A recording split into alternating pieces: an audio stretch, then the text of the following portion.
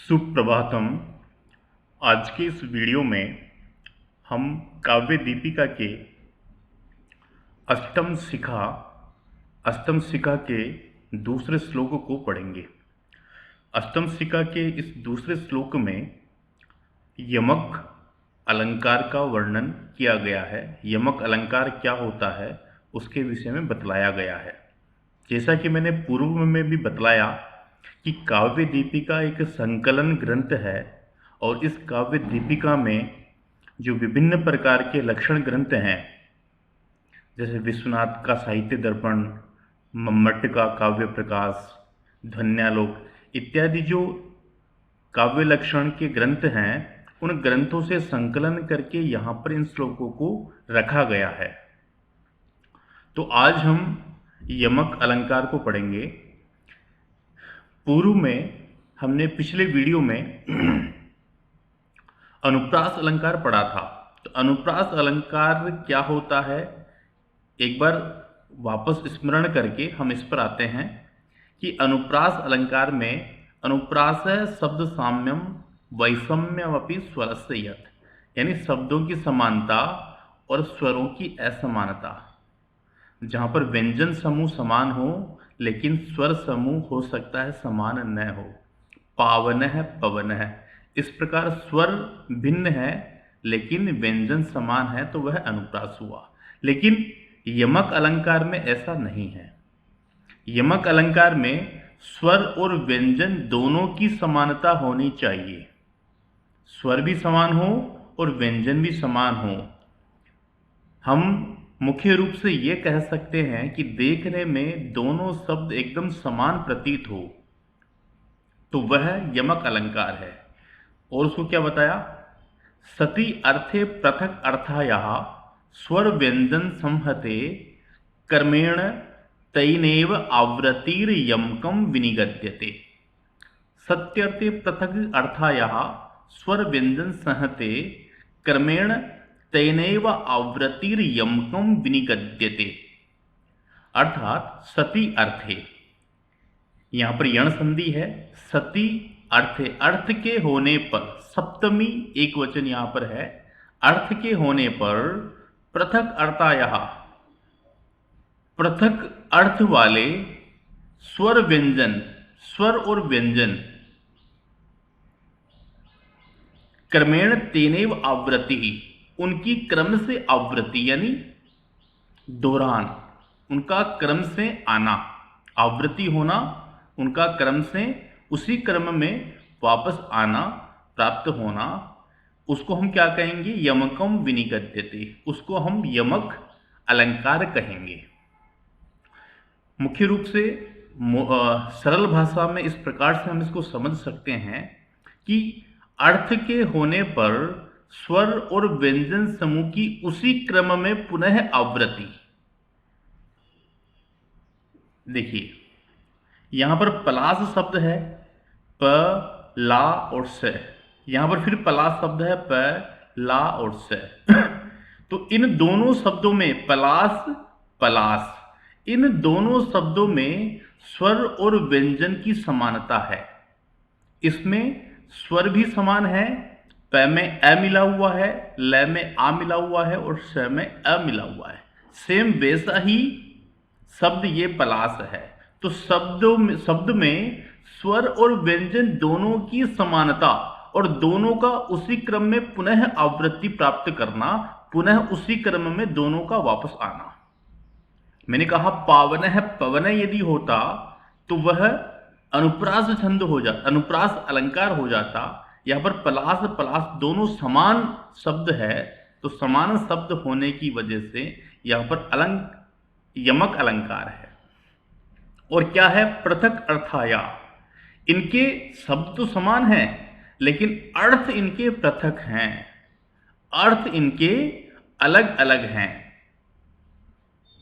फिर एक बात और कही, सति अर्थे, अर्थ के होने पर, तो इससे ये पता लगता है कि हो सकता है कि दोनों शब्दों के अलग अलग अर्थ हों, हो सकता है कि एक शब्द निरर्थक हो, एक शब्द सही हो, सार्थक हो सकता है कि दोनों ही शब्द निरर्थक हो हो सकता है कि पिछले वाला शब्द सार्थक हो, आगे वाला निरर्थक हो, और ये भी हो सकता है कि आगे वाला सार्थक हो और पिछले वाला शब्द निरर्थक हो। यही बात इसके माध्यम से हमें, इस वृत्ति के माध्यम से हमें लेखक ने समझाने का प्रयास किया है। कहते हैं द्वयोरपि वर्ण संघातयो क्वचित सार्थकत्वम। दोनों ही वर्ण संघात जो है, दोनों ही वर्ण समूह जो है, क्वचित सार्थकत्वम, कहीं पर हो सकता है कि दोनों ही पद सार्थक हों। क्वचित निरर्थकत्वम, क्वचित निरर्थकत्वम, हो सकता है कि दोनों ही पद कहीं पर निरर्थक हो। क्वचित एक देशस्य सार्थकत्वम अपरस्य निरर्थकत्वम, और हो सकता है कि कहीं पर एक पद सार्थक हो और दूसरा अपरस्य, दूसरा निरर्थकत्वम, दूसरा जो पद है वह निरर्थक हो। अत उक्तम सत्यर्थे, इसी कारण इन्होंने सत्यर्थे यह विशेषण लगा दिया। सत्यर्थे विशेषण लगाने से यही अर्थ निकलता है कि हो सकता है कि दोनों सार्थक हो सकता है दोनों निरर्थक हो सकता है एक सार्थक हो और एक निरर्थक हो। कर्मेण तेनेव कर्मेण दमो मोदः इत्यादि विभक्त विषयत्वम।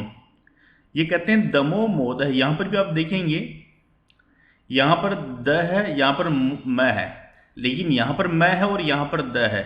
दोनों में व्यंजन समान है, दोनों में स्वर समान है, तो क्या ये यमक अलंकार है?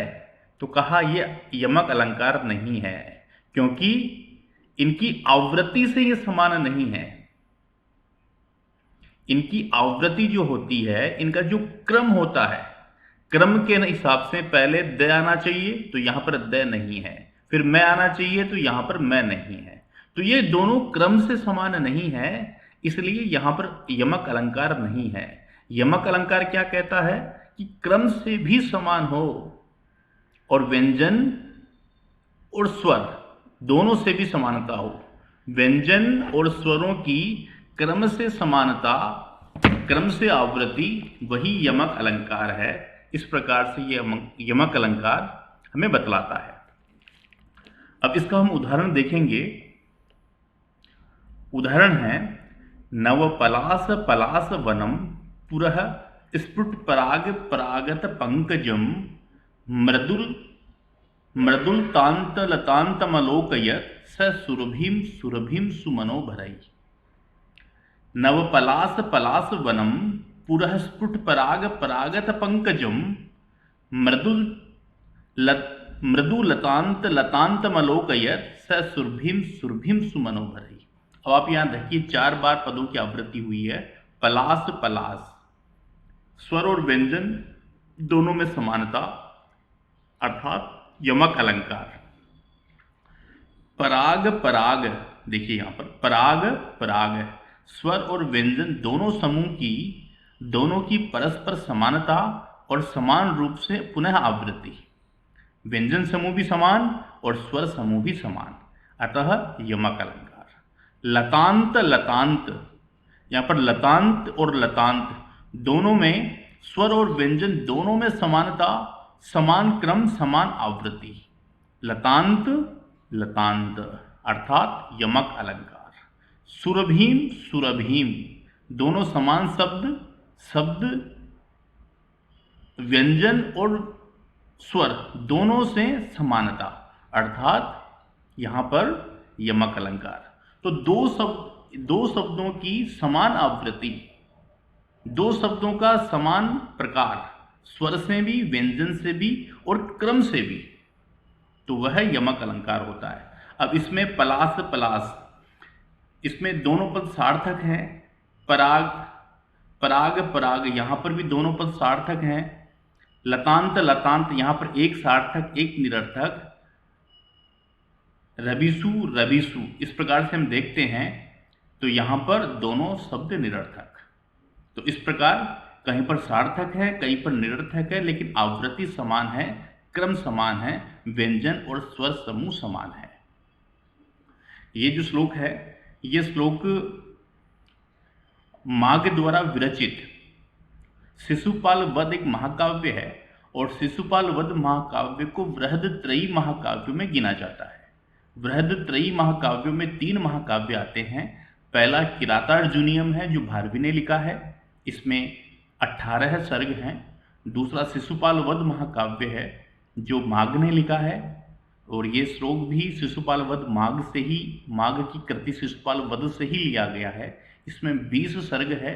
और तीसरा जो बृहदत्रयी में महाकाव्य आता है वह नेषधीय चरितम है, और उसकी रचना श्रीहर्ष ने की, उसमें 22 सर्ग हैं। तो इस प्रकार से सामान्य शब्दों में हमने इस अलंकार को पढ़ा, और पुस्तक के माध्यम से और गंभीरता से इसको पढ़ना चाहिए।